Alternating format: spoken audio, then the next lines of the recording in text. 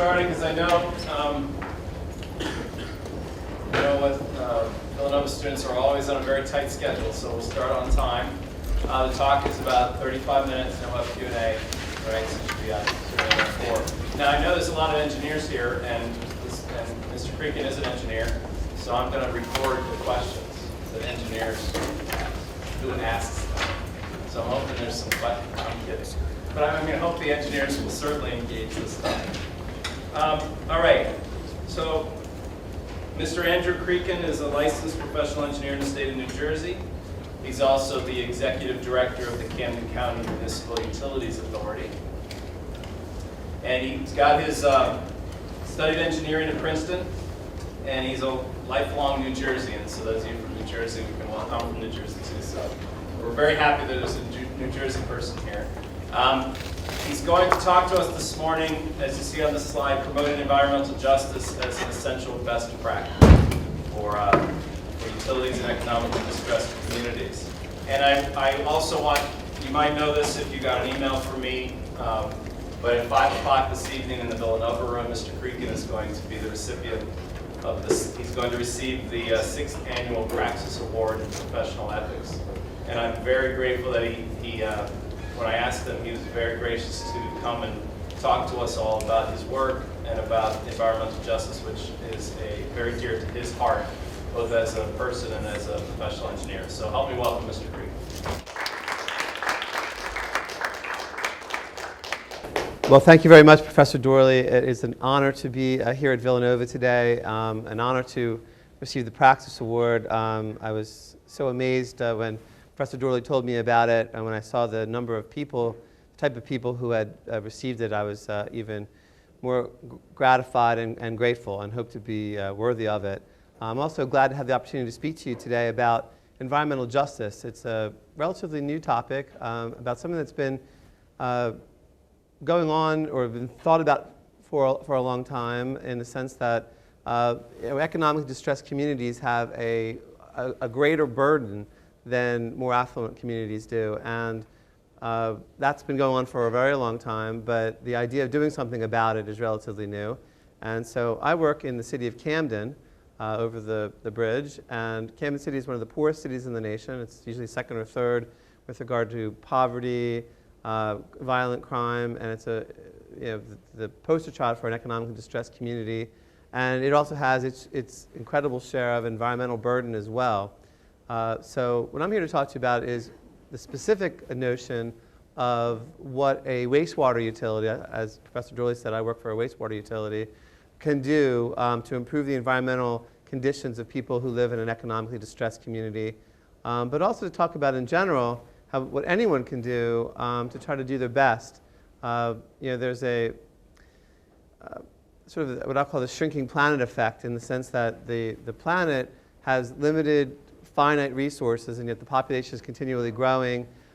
New countries are becoming more industrial, and the resources of the planet are continually being more taxed. So that equation will not work out in the long run. Eventually, we will run out of resources if we don't husband our precious resources carefully. And that's something that this generation and the future generations, my children too, who are 9 now, they will have the challenge of trying to continue the work that people are doing right now to try to save the planet. I think human history is at a critical pivot point, in that if we just continue to do exactly what was done in the previous generations, the result will be very poor for future generations. So now is the time to turn the tide, so to speak. So anyway, with that introduction, I will start with a quote from Lucy Maud Montgomery. Does anyone know what she wrote? Oh, wow. She wrote, about 100 years ago, she wrote the famous children's story, Anne of Green Gables. And her quote is that it isn't what the world holds out for you, but what you bring to it. And that's sort of the general theme of this, is that it's important to appreciate life's blessings and what the world holds out for you, but it's equally important, if not more so, to bring something to it, to give something back. And each of us have that obligation to do what we can. So I'm a wastewater manager. Like Professor Dorley indicated, I work at the Camden County Sewer Authority, We operate a fairly large wastewater treatment plant in the middle of Camden City, like I said, one of the poorest cities in the nation. And wastewater managers have a tremendous challenge, but also an opportunity to improve things. And that's true for wastewater managers, but it's also true in general that, for the most part, when you have a challenge, the other side of that is you also have a reciprocal opportunity to make things better. So here's what wastewater managers can do to make a positive difference. They can optimize water quality. If you're operating a wastewater treatment plant, you can do your utmost to make sure that the water that goes back into the water body, the receiving water body, is as clean as possible. Because that process can be odorous, you don't want to have adverse impact on people nearby. So you want to minimize the odors. You don't want to do one good thing and then spoil that by harming something else. You don't want to clean up the river, but adversely affect the quality of life of the people by the treatment plant. So that's the second way that wastewater managers can make a positive difference. Also, ratepayers have to pay the cost of that. So if you are doing the right thing environmentally, you also want to do it in a cost-efficient way to reduce rates and keep them down for people who have to pay those rates. And in general, engineers, but any sort of project manager will always face the balance of having to try to do the best that you can, but also to minimize costs. So where in the past, most managers, most industrialists looked at just the bottom line, which you've all heard about, and looking at it strictly from what is most cost effective, what is most profitable. Now, more what's my word? There's a smarter way of looking at things and a more positive and forward-thinking way of looking at things, and that's called the triple bottom line, in which you look at not just economic outcomes, but also environmental improvement and social aspects as well. And so forward-thinking, enlightened managers are going to be looking at the triple bottom line of economic, environmental, and social benefits. So with that said, the fourth thing that a wastewater manager can do, and this is relatively new, is to try to reduce the carbon footprint, because it requires a lot of power to treat wastewater or to treat water. And so if you can do it in an energy efficient way or use green alternatives, then you're also doing your part to save the planet. And again, the overarching theme, the specific theme is what a wastewater manager can do, but the overarching theme is that each of us are going to have their chance in the profession that each of you choose to make a positive difference, and it'll be up to you to try to find your way to doing that. So these challenges, as I mentioned, the four challenges and opportunities for a wastewater utility in general, they're especially prevalent in an economically distressed city like Camden, New Jersey. And there are many others like them across the country. And in fact, I've given this presentation at national conferences to try to encourage other utilities to try to do the right thing. Mark Twain once said that it is very noble and good to do the right thing, but it is even more effective to tell 10 other people to do it. So, and easier as well. So anyway, he was right. But it's important to do the right thing and tell other people. So that's what I'm trying to do. So here's some demographics about Camden City. It's one of the poorest cities in the nation, has one of the highest rates of violent crime in the nation. Very poor urban planning too, because it's one of those old cities that was built prior to the advent of the automobile. So a lot of people would have homes near factories and they would walk to work. Now in other cities they've modernized that, and they've separated the industry from the residences when people drive to work. But in a city that has had the economic misfortunes of Camden, they still haven't really done that entirely. So there are a lot of industry right next to residences, and you'll see when I show you a picture of where our wastewater treatment plant is, you'll see that very starkly. Also, aging infrastructure. The sewer system of Camden was built in the 19th century, around the same time as Philadelphia's, but whereas Philadelphia's had the wherewithal to replace it, Camden has not. So many sections of the city's sewer system is still it's the original 1880 circa sewer system. So here's our wastewater treatment plant. So let's see. Okay, so there's a wastewater treatment plant. It's one of the largest in the country. It's probably in the 80th, 85th percentile. Nationally, there are about 14,000 wastewater treatment plants in the entire country, and ours is, like I say, in about the 85th percentile. It's an 80 million gallon per day sewage treatment plant. It's a secondary pure oxygen activated sludge plant for engineers. It's a somewhat unique design in that it uses a pure oxygen plant as opposed to conventional air. But I won't say much more about that unless you're interested later. And it discharges to the Delaware River. Here's the Delaware River over there. So wastewater comes here at the head of the plant, and it goes through the treatment process, and then it ends up in the Delaware. But here in the northwest corner is the residential community of my neighbors. It's literally about 100 yards away. Those are homes right there. Now that's just terrible planning. That never should have happened, and it wouldn't in today's more enlightened times. But the plant was built by the city back in 1950, and people just weren't thinking about the effects of industry on the public. This was 1972 was 40 years ago was the advent of the United States Environmental Protection Agency, the advent of the Clean Water Act. This wastewater treatment plant was put there 20 some years before that, and people just weren't thinking about it. So anyway, you can see that I'll describe the wastewater treatment process a little bit, but what's a real concern from the standpoint of environmental justice is that the impact of the treatment plant with respect to the odors that would be generated through the process is severe. And I remember my first day when I went to this agency for an interview, I was astonished about two things. First of all, I knew that Camden had a reputation of being relatively poor and a little dangerous, but I was still stunned at the degree of the poverty there in Camden. In a country as wealthy and affluent as the United States, I just couldn't believe that there was a city like Camden. And I've been to, I was once to Brazil and went through some small neighborhoods that were relatively bad, and Camden is similar to that. And it's hard to believe that something like that can be allowed to occur in a country as affluent as ours, and even in a state as affluent as New Jersey, which has a very, the per capita income in New Jersey is quite high.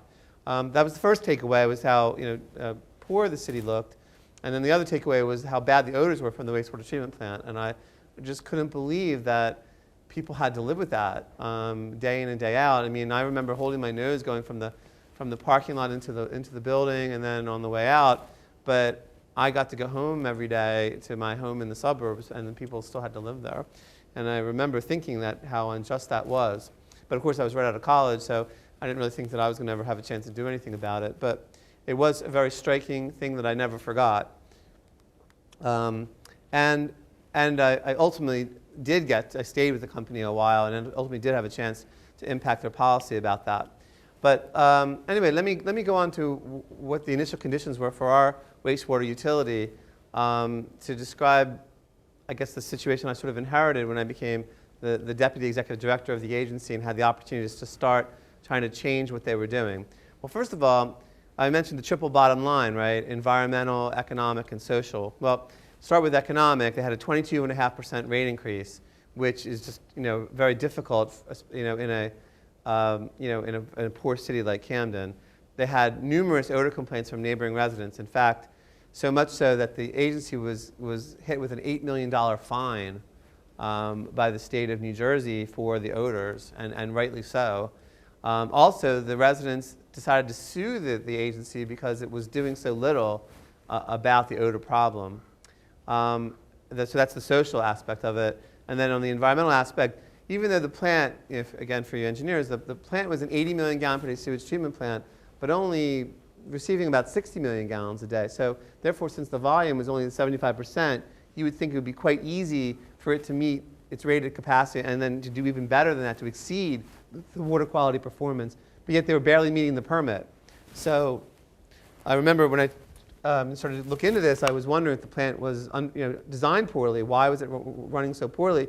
Because if it was barely meeting its limit, the minimum that it was supposed to do, when there's still 25% capacity left over, how could it ever meet the limit when all the flow went to the treatment plant as build-out occurred? So basically, our agency was a non-performer, or poor performer, economically, environmentally, and socially. Again, in those three aspects of the triple bottom line.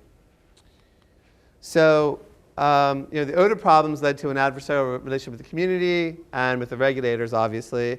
And so there was a turning point, and there were two possible solutions, and this is sort of like, I guess, as professors know, is it publish or perish, or improve or out. And so for a governmental entity, it's privatization, or improve yourself, internal improvements, or you'll be privatized. And that was the two choices that our agency had. And again, luckily, we were given an opportunity to give one more chance to improve our act. Otherwise, we were going to be sold to a private entity who would run it. And I remember at the time thinking that would be a really bad thing, because private entities, I think, although some are enlightened, for the most part, they do have to look at the economic bottom line first, otherwise they cease to exist. And so a governmental entity, all things being equal, does have a chance to do things better when it comes to the public good than a private entity does. The key, though, is for the public entity to adopt the private entity's model of efficiency and merge that with the public entity's presumed desire to work for the public good and the public welfare. So ideally, an efficient public entity can do the best work for the public, because it's supposed to be working for the public good, and if it can adopt and adapt efficiency methods, it can actually do better, and it doesn't have to worry about a profit. I mean, governmental entities are non-profit, so they just have to break even, whereas a private sector company has to have at least some sort of a profit margin. So technically, the public sector can be maybe 10% less efficient than the private sector and still break even with respect to a comparison to the private sector. So Camden County gave it one more shot to improve things internally. So what are the three fundamental goals of a wastewater utility? We started from scratch. And the three things that a wastewater utility ought to do is we ought to optimize our water quality performance. Whereas in the past, I found out that the reason they were having trouble meeting their permit limits was because that was their goal. That was the ceiling of their aspirations, was to meet the permit. So, I mean, whereas you would think, again, if you had an 80 million gallon per day plant only receiving 60 million gallons, it would be relatively easy to meet the permit limit and actually to do better than that. Their goal was simply to meet the permit. And so therefore, one thing when that happens is you're certainly not going to do better than that if your ceiling is to only meet it, number one. But number two, things don't always work out as planned. So they would have occasionally, external problems, a breakdown of something. They had no spare backup or no room to accommodate that sort of thing, so they'd often be over the permit limit. As an example, they had 10 primary treatment trains, but they figured out that they only needed to keep 6 in service in order to just meet the permit. So they only would run 6. But what would happen if one of those 6 ever broke down? Then they only had 5, and then they'd be out of compliance. So it was just a very poor way to look at things, because again, I'm giving an example about a specific wastewater treatment plant, but this really goes to almost anything that you do. When you strive to do just the bare minimum, if that's the ceiling, you certainly won't do better than that, and you may do worse. And especially in an agency like ours, where we're treating water, and we're one of the larger wastewater treatment plants in the country, discharging to one of the most important rivers, the Delaware River, it was our moral obligation to not just do the minimum, but to try to do what the plant was actually capable of doing. Now that may seem pretty obvious to you, but it was really quite a fight internally to convince people to do that. Their argument was, well, if the permit limit is such and such, why should we do any better? But the point is that we're all in the same boat together. We all live in the same planet. And if we had the capability to do more and do better, why shouldn't we? If it's simply a matter of keeping the plant that's already been constructed with the ratepayers' funds running properly, then why shouldn't you do that? Second goal was optimization of air quality performance. Again, this was probably even a harder struggle. The view of the plant managers was, well, it's not a perfume factory after all. It's a wastewater treatment plant. Of course it's going to smell like, human waste. It's going to smell that way. And if people don't like it, they should move away. But think of how insensitive and how foolhardy that is, because if they had the ability to move somewhere else, would they have chosen to live in the shadow of one of the largest wastewater treatment plants in the country that wasn't doing anything with regard to odor control? Of course, they couldn't, and you could just look around and see that they didn't have that opportunity. So that was just completely insensitive and wrong. And the third thing was cost minimization too, that we have an obligation to our ratepayers to accomplish our environmental goals as economically efficiently as possible. So again, that triple bottom line approach as opposed to just focusing on the economic bottom line, and also trying to do your utmost as opposed to just doing the bare minimum. So one of the things we adopted, and it was just fortunate for me at the time that I took over as the deputy director of the agency, that they were just implementing this out in San Diego, an environmental management system, which is basically just an organized way of helping an agency like ourselves to, instead of the profit motive for the private sector company or the cost minimization model for a governmental agency, this is now driving toward environmental improvement, and that, with that being a bottom line that you're approaching. So basically, it's a systematic way of harnessing your wherewithal to make sure that you're driving all of your resources toward environmental optimization. So we implemented an environmental management system. The first thing we did is we made sure that everybody in the company knew that we had 3 core corporate objectives, and that this was our mission statement, basically. That it's no longer okay to just do the bare minimum with respect to water quality, to do nothing with respect to odor control, and to let the costs come out where they may. But we had an obligation to do the best that we could for our constituents, and our constituents being not only our ratepayers, but also our neighbors and also the Delaware River. First thing we did is we implemented a gap analysis. We identified each critical process, but now with the idea of how does that critical process within the plant affect that triple bottom line, those 3 factors: environmental, economic, and social. I won't go into all the details here, but we had an internal task force set up to try to brainstorm basically about each process and how it could be optimized.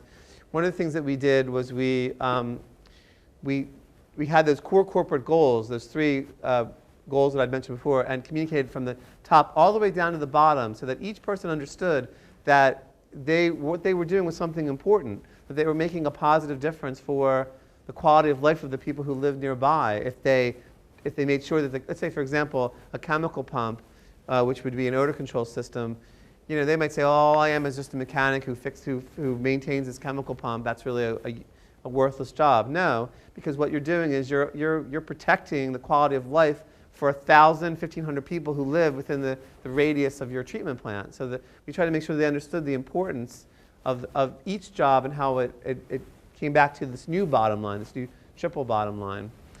Same thing with water quality. Making sure that the wastewater treatment plant was operating optimally wasn't just a job. It was a sort of a sacred task to protect the water quality of the Delaware River. And again, thinking about this idea of one planet, we all live downstream, and so the idea is that whatever you do here, makes a difference elsewhere.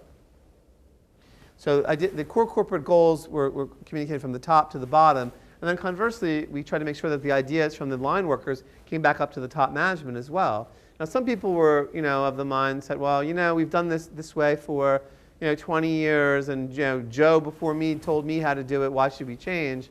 But many people were interested and intrigued about the opportunity to do something different, and many people had said, I have an idea that would make this run more efficiently, but nobody ever asked me. So it was sort of at the beginning there was a bit of I guess both camps. Then as successes were realized, there was a tipping point of sorts, and then people wanted to get on board. There's a saying, I think it was John F. Kennedy, that said that that success has many fathers, but failure is an orphan, and I think that's true. I think that once people start to see that things are going in a certain direction, they want to get on board. So what did we do? I'll start with odor prevention. The number one thing to do was to change the institutional culture.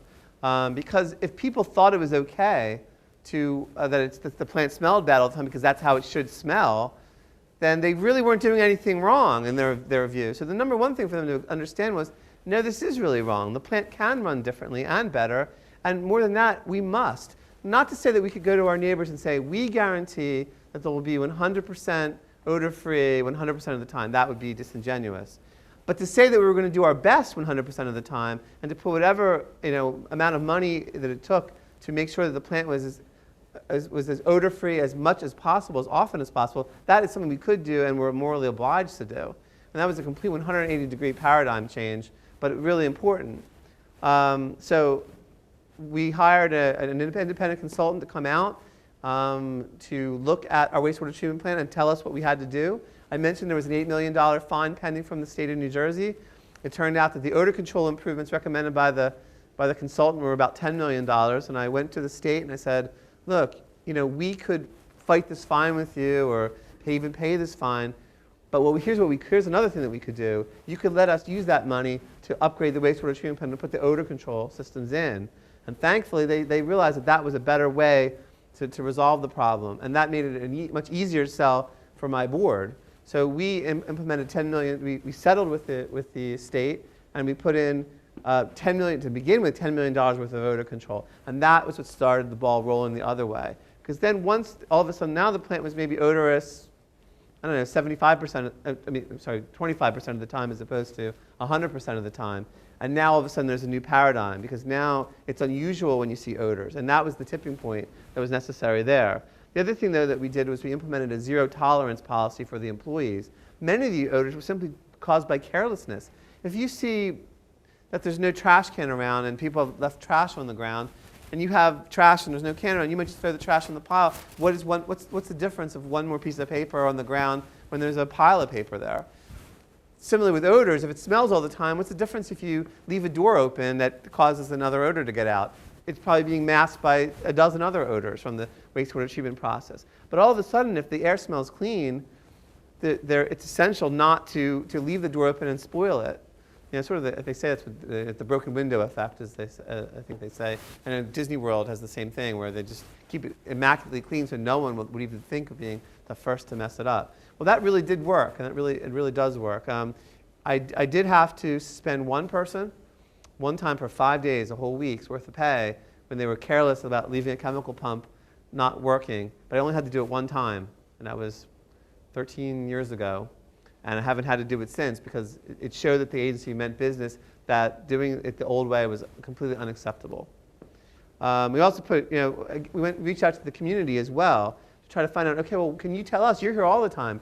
Are there times when it smells more often than not? Well, it turned out that it smelled more frequently on weekends. Well, that's when there was less supervision. So that was an obvious sign. So we put more supervisors on the weekends to try to match when we were having odor problems, and that made a significant difference as well. So that was, the odor control was to change the paradigm 180 degrees to make it our mission to basically be invisible to our neighbors to the maximal extent possible. With regard to water quality, instead of just seeking compliance, we sought what I'm calling super compliance, with the idea that, okay, if the permit limit is, say, 30 parts per million, your goal should not be, as it used to be, 29.9. It should be as close to zero as possible, because we have a wastewater treatment plant that can clean the water and make the Delaware River a cleaner river, and we should do that. I mean, again, I'm not talking about spending $1 trillion of ratepayer money to make it 10% better. I'm saying utilize the existing equipment that's already there to the optimal extent possible to make the effluent as clean as possible. So again, part of it was a cultural change. They really believed that as long as they're meeting the permit, that was the ceiling of their aspiration. Instead, we said, no, that must be the floor. That's the minimum you have to do. What you really have to do is get the effluent to be as clean as possible. So the first step was to put all the systems in service. That was an obvious one, though that was quite a bit of an internal fight, but eventually that occurred.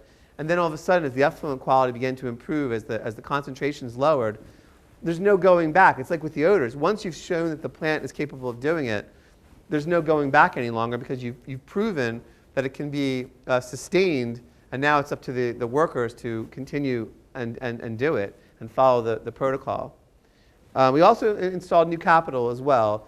In some cases, the capital had been, it was in need of repair and replacement, and part of the problem was that it wasn't working as well. But again, when the goal was simply to meet the permit, the old equipment was good enough. With the new goals, it wasn't any longer. So let me give you some environmental benefits of what we accomplished by implementing this. We improved 40 to 50, the effluent quality improved by 50%. We used to only remove about 11,000 tons of sludge and kept it out of the river. That went up to 16,000 within a 9-year period. It went up more quickly than that. So that's 45% more sludge that used to go into the Delaware River every year that's now being captured. As a result, the dissolved oxygen level in our zone of the Delaware River, which is basically the parameter that measures the health of the river, because the more oxygen in the river, the healthier it is, the dissolved oxygen levels went up significantly as a result of our removing the sludge. Obviously, that would go without saying. So that we did make a positive difference for the Delaware River by simply modifying and improving our performance. Look at the odor violations, the last point there. We'd had 16, I started as the deputy director in the spring of '97, and we'd had 16 odor violations, about one a month, from the state of New Jersey during that period. We've had 4 in the last 10 years. I mean, and that's because, first of all, our odor control systems where there weren't before, but also because there's just a greater attention to it. And let me just say this, the odor violations, they could have probably studied us every single day if they really, really wanted to. I mean, it was odorous on a continuous basis. So that's really great. We improved our water quality performance. We improved our air quality performance significantly. But remember, I said that for an agency to be successful, I think you have to look at the triple bottom line, all 3, environmental, social, and economic. Just as we don't want a private sector entity to only look at the economic, we want them to look at the environmental and social. Conversely, if a public sector entity only looks at environmental or social aspects and doesn't consider economic, it'll be a non-starter. It won't be sustainable because eventually, if their costs continue to rise, there'll be some kind of backlash against it. Because people are generally good environmentalists as long as it doesn't cost any money. I saw a poll recently where they asked individuals, and they said they listed all of these services, trash removal and cleaning, snow removal and police service, et cetera. Do you want these services? And it was 95% yes, yes, yes, yes, yes. And then they asked, would you? Then they asked the same group of people. Second question: do you think that you should get a tax increase, stay the same, or a tax cut? Tax cut, 95%. So I mean, but the thing is they go hand in hand. You can't have services without paying. So the point is that I think that many people will go along for an environmental initiative if it's cost neutral or better yet, a cost savings. But when it's actually costly to do the right thing, then you have to convince more people. It's easier to convince people when it's cost neutral. So you might ask, well, how much did all this cost? We're removing 45% more sludge. We put in all this odor control equipment. How much did it cost? How much did our rates go up? Well, the answer is they didn't. Oops, let me just skip ahead. I'll go back to this. Don't worry, you're not no reprieve. You'll have to see them all. But no, just kidding. So what's the cost of environmental justice? The cost is, does this result in cost increases or rate increases? No, they didn't, because what we did is by improving our efficiency, we found that we were also able to lower our costs in many instances.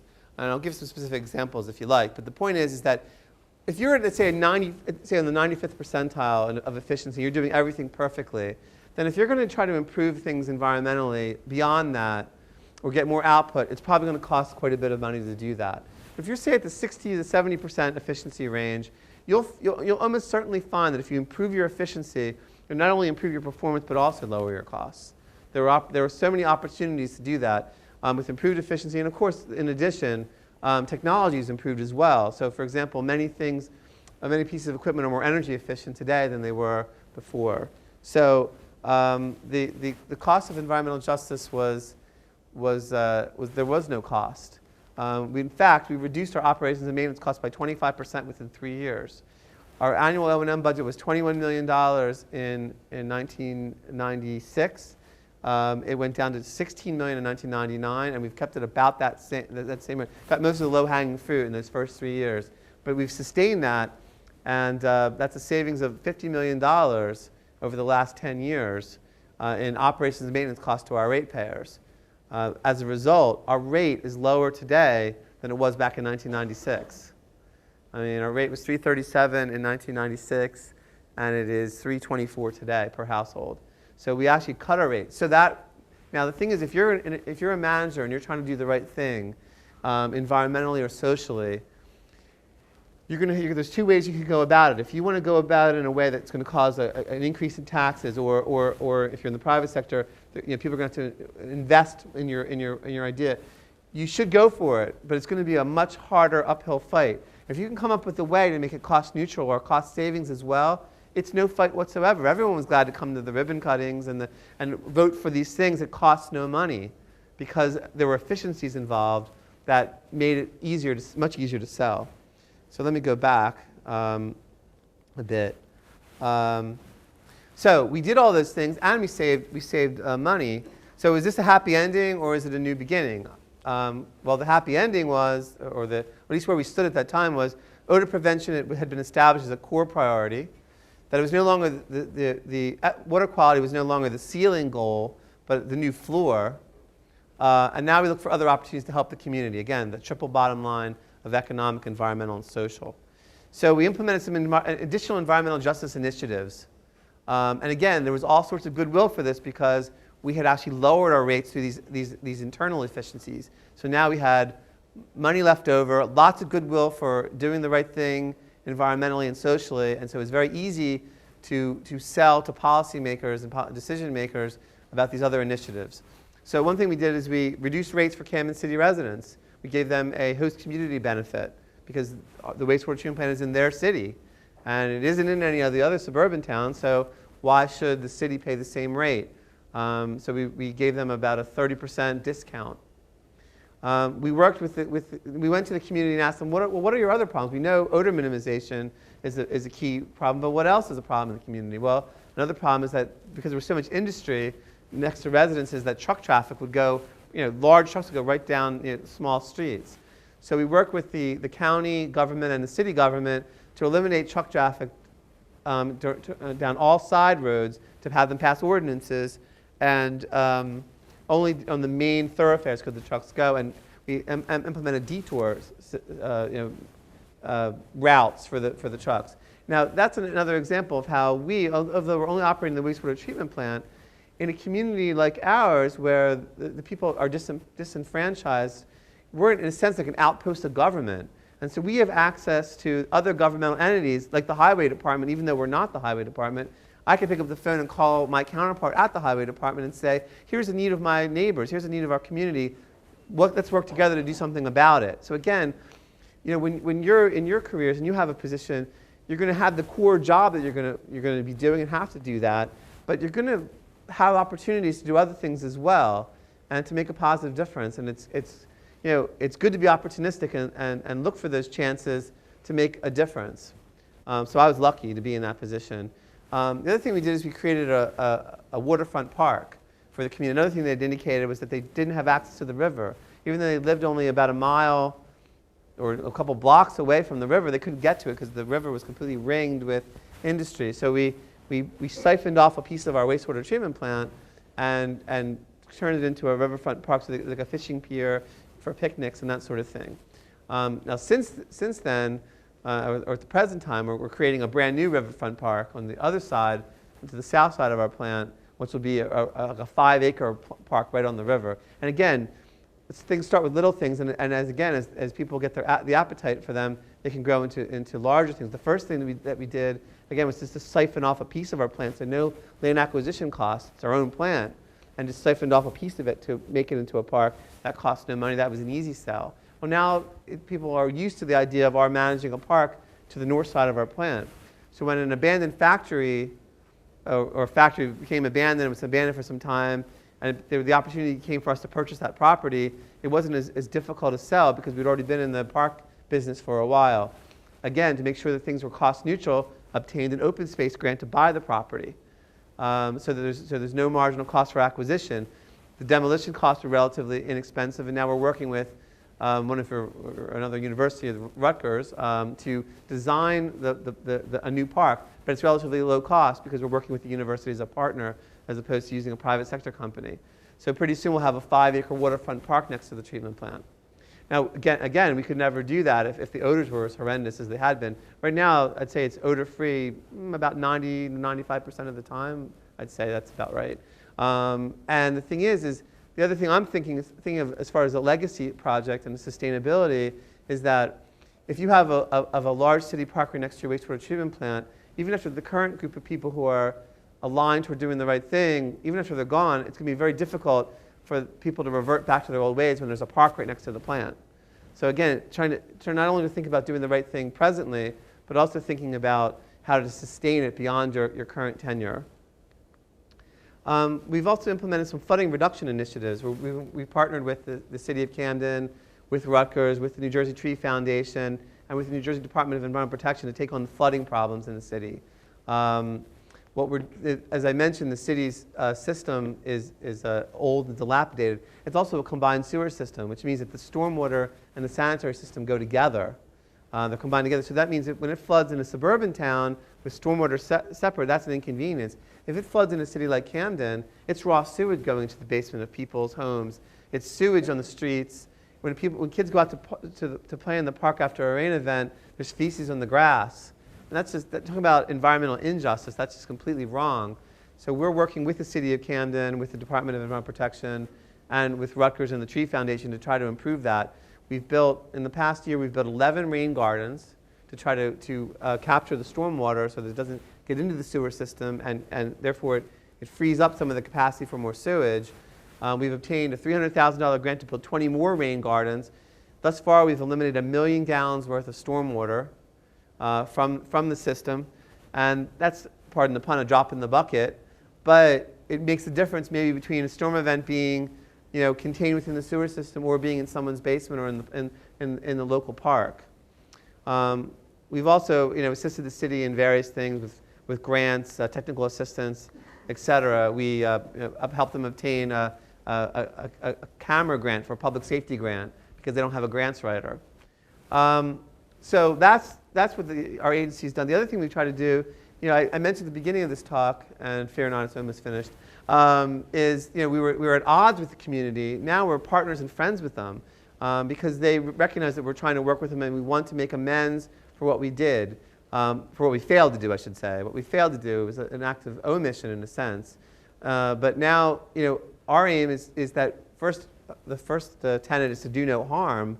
We want to go beyond that and do positive things as well. And I've mentioned some of the positive things we've done already, and we've been working with the community on more projects as well. Now, for people who are strictly corporate, not only is doing the right thing, it's also the smart thing too. And this slide is in there for people who don't care about doing the right thing and who only are thinking about the bottom line only. But it's a smart thing as well, because if you're working with the community and doing the right thing, you also have a lower chance of fines and adverse publicity. If you're a top environmental performer, you have a much lower chance of problems with your regulatory agency as well. Again, doing the right thing is also the smart thing as well. So next steps, what are we doing? We've upgraded our odor control systems beyond that original investment. Right now, we've put in about $30 million worth of odor control systems now, and we're continuing to work on that. We're also putting a new sludge drying system in, which will basically desiccate all of the sludge and turn it into a powder. That facility's been finished, and it's in the startup mode now. Right now, about 70% of our sludge is going through this drying process, so it's an odorless powder. We're still working on upgrading it or getting it to accept the entire 100%. But that should be hopefully finished within the next 90 days or so. But bear in mind, when the sludge is not, before this process, the sludge still had to be hauled off site, which can be very odorous. We generate about 160 tons of sludge through the wastewater treatment process. So the sludge drying facility will turn that into about 40 tons of an odorless powder once it's completely finished. I've mentioned some of our community outreach initiatives. So in conclusion, wastewater management have a huge opportunity to make a big positive difference. I've exhaustively gone over this idea of the triple bottom line. That's what's true for us, but it would really be true for almost any kind of management or engineering project that you can get into. Obviously, as you move up through the company, you'll have more opportunity to make a positive difference. But I guess keep in mind that any position that you're in, you should not only try to do your best in that position, but also to look for opportunities to make a positive difference. So I'll close with the quote. I started with Lucy Maud Montgomery. I'll close with Spider-Man. His great quote is that with great power comes great responsibility, and that's true. But with any power comes some responsibility. So anything that we can accomplish as a citizen or as a worker in our professions, we have the obligation to try to make a positive difference. So I thank you very much for listening. I've been told that boredom is harmful but never fatal. So I really thank you for your time. Any questions?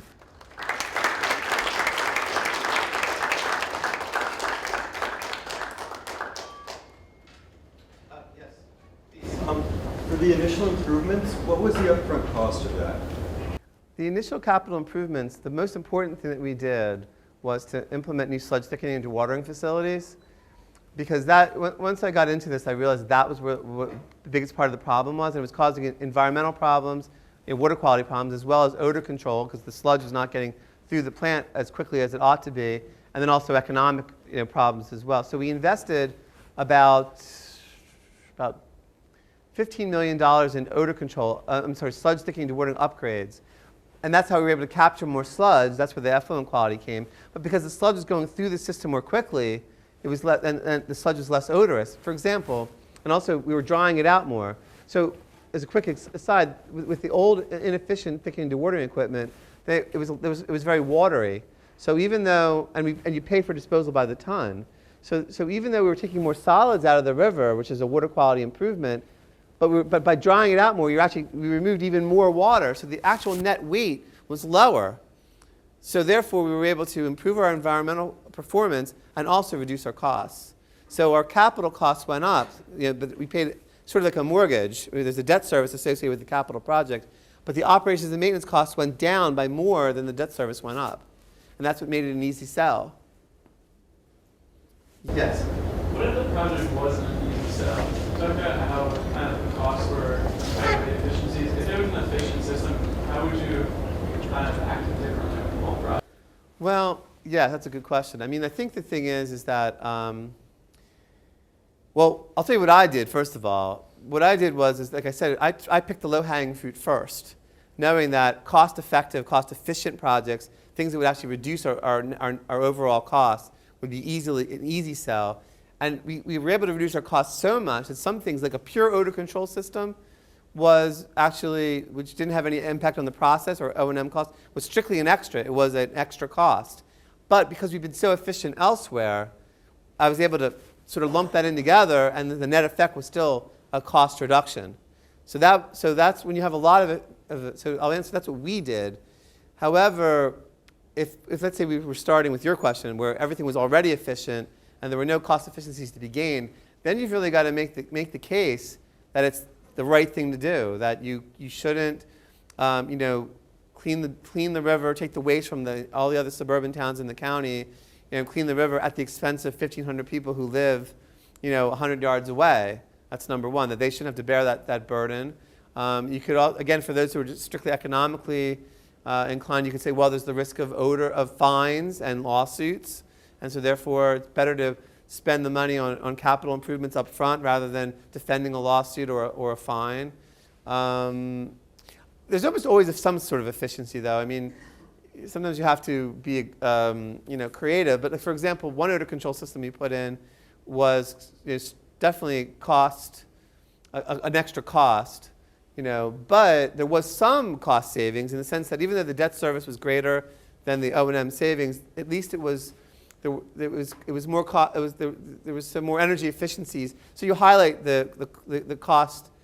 Even though the net effect is still negative with respect to cost, you still would highlight that all these costs are offset by such and such, and but it's a harder sell when it's not cost efficient. So because people not everybody is enlightened about doing the right thing. So you have to sort of be all things to all people and be able to look for the environmental wins, but also look for something that will at least be cost neutral to people who are not as concerned about those things. Any other questions? Yes. Yeah, there's a trend out there to monetize pollution and to charge people for polluting. Yes. I was wondering, is that a decent model for this type of system to integrate with the economic model? Well, it's interesting. Well, I'll tell you one entity that's doing it right now is the Philadelphia Water Department, and it's a courageous stand that they're taking. They're obviously more better off than say Camden is, but they're not like rolling in dough. And they have a combined sewer system also. That was the vogue of the 19th century before the advent of the automobile made that a bad idea because of all the impervious surface that was added in before most of the range is sunk into the ground. But anyway, so they have the same issue. And what they're doing is they're charging people for stormwater contribution. So that they're definitely monetizing pollution. Before it used to be that you just pay on the water usage. Now the people are also paying for the amount of impervious square footage. And it's fairly unpopular among industries, but they're trying to make people bear the cost of what they're adding to the system. In the case of Camden, we're doing something like that in the sense that we've offered a discount to the people who are bearing. We're doing it the other way. We offered a discount to the city residents who are bearing the burden of the wastewater treatment plant. So we didn't. So that was easier to do again because we had so much inefficiency. We were able to reduce our costs so much that we were able, instead of raising rates for others, we were able to cut rates for those who are adversely impacted. So that's an inverse way of doing it, but it's the same sort of effect. I mean, one of the things that the U.S. EPA is really pushing is this idea of the full cost pricing of water. Because I mean, for example, people will pay, I don't know, $1.50 for this bottle of water, but yet it costs like 0.3 cents to treat a gallon of water. 0.3 cents for the wastewater treatment plant. So then it goes to a water treatment plant. So say maybe a cent per gallon to treat water. And people would be outraged with a 10% increase in that, so it would be 1.1 cents. But yet they pay $1.50 for this, liter or bottle of water. So it makes no sense. There's a disconnect, and it's up to the regulatory agencies like the EPA, utilities like myself, to make sure that people understand that there's a need to put in for the full cost of water to make sure the infrastructure is properly maintained. Because one of the biggest worries that I think we have, I mean, you've heard about bridges and roads being, you remember there was the collapse of the bridge in Minneapolis a few years ago that heightened people's concerns about failing infrastructure. But pipelines are even more somewhat insidious in a sense because they have a 70-year life. They're underground. Nobody sees them. And so it's the easiest thing in the world if you're a mayor of a town on either side, no matter what party you're on, and you're up for re-election. Are you going to raise rates to, even by $1 a year or whatever, you're going to raise rates to upgrade that infrastructure, or you'll worry about it next term, or your successor will worry about it. So it is a concern. Any other questions? You had one, yes? You were mentioning a lot of the efficiencies that you found Yes. in order to reduce your costs. And I know you mentioned by drying out the sludge, you reduced the tonnage removal. I was just curious what were some of the other efficiencies you found? Okay. Well, one of the things we did was, okay, for example, and part of this was just poor thinking, that again, when your aspirations are to do the minimum possible, there's some consequences with that. So for example, they wouldn't keep all the systems up and running because they thought we're saving money by not keeping them available. We're saving on maintenance costs. But there's 3 kinds of maintenance. There's preventative, reactive, and emergency. And if you don't do preventative maintenance, you may think you're saving money, but in the long run, you're really not. And I was able to show them that one emergency maintenance call, because they weren't keeping things up, dwarfed all the preventative maintenance they could have done. So that was one. So we improved our maintenance performance while reducing our costs. I mentioned the sludge. The other thing was we switched out our chemical systems, our odor control systems, to a biofilter. That was, first of all, you're reducing chemical costs, but also reducing manpower, and it's more environmentally capable. And that's probably affected when they designed the treatment plant. Biofilters weren't really in vogue in those days, so that's taking advantage of new technology. Also, putting in variable frequency devices in the pumps before constant speed pumps, so that you keep pumping at the same rate no matter how much flow is coming in.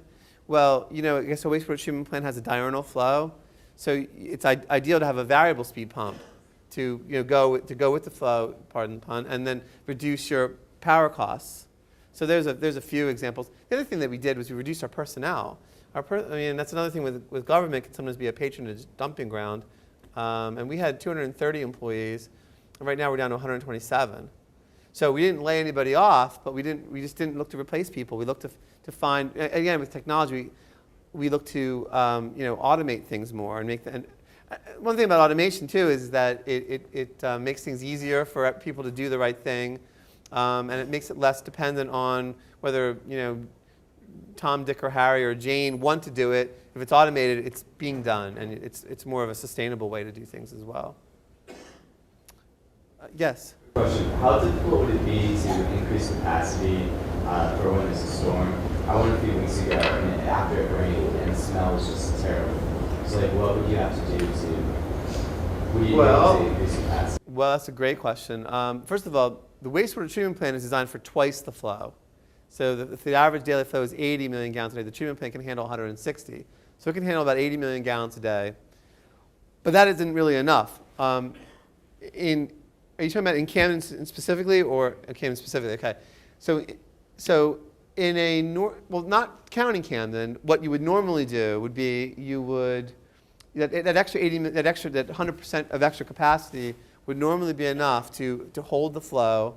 And then bear in mind, it's a combined sewer overflow system, so presumably if you have a storm above that 100% mark, the balance would tip over the regulators and go into the nearby water body. So that would go into, and it would be so dilute that presumably it wouldn't be environmentally harmful.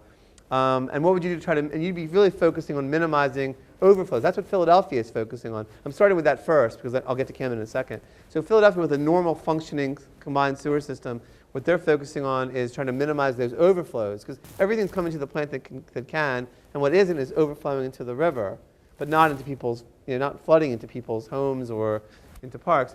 And so what can you do for that? You can, water conservation, for example. If you're minimizing the amount of water that people are using, that's more room in the pipes, for the water that is a must. So water conservation effort, that's one thing we're doing in Camden, is we're pushing water conservation. Reducing infiltration inflow. If you have leaky pipes, if it rains, rainwater gets into the sewer system. Now you're also robbing the pipe of capacity. Or groundwater, if the water table is high, the groundwater will bubble up into the system, and again, you've added more water into the pipe, and you're robbing of its capacity. Now the problem with Camden is that the flow doesn't even get to our wastewater treatment plant because the sewer system is not a healthy system. It's dilapidated. In many cases, the top of the pipe is crumbled in. So what was like a 90-inch pipe might only have the capacity of a 60-inch pipe. That's further complicated by the fact that they don't always jet their lines. In fact, they don't sufficiently. So there's a historical sediment at the bottom that takes up the bottom part of the pipe. So you could have a 90-inch pipe that may only have like 30-inch carrying capacity, which is grossly under designed. Especially then when you add the fact that more rain gets into the system now when everything's so impervious versus when the system was designed pre-automobile, where the roads were dirt roads and most of the rain just went back into the groundwater. So the first step in Camden would be to upgrade, to first of all clean out their sewer system and restore its original capacity, clean out storm drains and grates, because a lot of them are clogged and not cleaned out. So the first step would be to upgrade or to actually, I guess, restore the existing capacity or the original capacity of the Camden system. Look for opportunity, funding opportunities to upgrade it where necessary, and then once the flows get into the sewage treatment plant, see where you're at. I don't think the treatment plant would have to be upgraded because I think it would take care of itself. I know Philadelphia's not really focusing. I mean, one aspect of their plan is to add more storage capacity at the plant, but that's really the tail. The dog is really doing what you can with the upstream collection system. Any other questions? Yes. Has your approach of super compliance and your emphasis on the approach of the triple bottom line had an effect on other utilities across the country? Well, I don't know. I mean, this talk was sort of adapted from a talk I've given to other. So you may have detected this. It's trying to sell other utilities. I've given the talk fairly frequently across the country, and I think there are people who are joining up. I belong to the National Environmental Management Systems Committee, and there have been utilities that have joined up. I don't think I'm the only one who's saying it either. I mean, remember I learned from what San Diego was doing back in the late 90s and adapted it. So I think the more that you get the word out there, I think the more people are coming on board, more people are joining up, and it's also the trend nationally to think more green and to be more conscious. So the idea is to try to give forward-thinking people a pathway to say, look, you want to improve things. Here's what one utility did. You know, if that helps, why not do it? One great thing about the public sector is that if say Coca-Cola ever came up with something that made their soda taste even better, they would never let Pepsi know it, right? They would hide that at any cost. But in the public sector, if Kansas City is doing something really good, they're glad to share it with the operator in Buffalo. There's no competition like that. The key is just getting the information, sharing the information. So one thing that a person who wants to try to make a positive difference in a profession can do is if you come up with something, you or your company as a whole have come up with something good, get the word out so that more people can share it. If you're in the public sector, obviously, in the private you'll get fired, but because there's competition. But I mean, in the public sector, you want to get the word out as much as possible. So I try to speak wherever there's opportunities. I never get asked back for a second talk, as you can probably see why now. No, I'm just kidding. But I try to get a first-time people, and also you try to write papers. You try to get the word out as frequently and as many opportunities as possible. Any other questions? Well, thanks a lot for. Oh, yes. No worries. What was that moment in your life where you realized you want to make a positive difference? Oh, that's a really good question. I don't know. I think as a kid, I always felt that I wanted to. I don't know. I guess I was lucky to be a fairly good student in school, and so I don't know. I always wanted to. I think that's where it really started. I felt I was like lucky to get good grades, and so I wanted to help kids who were having more trouble. But I'll be honest with you, when I went to college, though, I went for my degree and then went for a job. I thought I was going to, try to go to the corporate world and have a job. But then, if I was going to do something to make a positive difference, I would do it, on the side, on the weekends, or and I joined up for the Philadelphia Committee for the Homeless, at that time when I was in college, and that sort of thing. So I thought it was going to be, it wasn't going to be part of my core job. And then I lucked out because I came to Camden. And I know some of my friends said that's not good luck, but it really was because I saw how much need there was. But the thing is, the more it's always that shadow side, or that flip side, that the more need there is, the more opportunity there was. And so as I saw that I was actually moving up in the company and had a chance to have a voice in it, then I just felt it was my moral obligation to try to make sure that I did my best to try to change the tide. Thanks for the question. Any other questions? Well, thanks a lot. I really appreciate it.